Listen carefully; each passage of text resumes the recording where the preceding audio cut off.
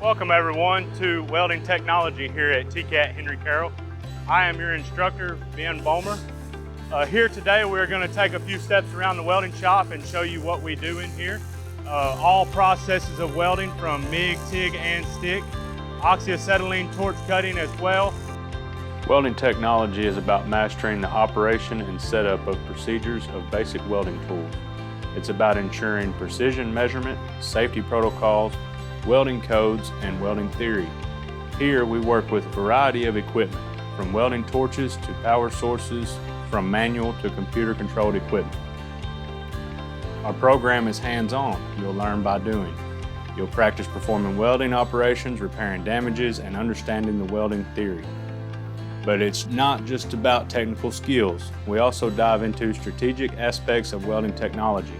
You'll learn about different welding processes like MIG, TIG, and stick welding. You'll understand how to align welding operations with industry standards and how to manage projects effectively. The most rewarding part of our work is seeing how effective welding can drive success in the manufacturing and construction. It's not just about joining metals, but also about using technical knowledge to improve project outcomes.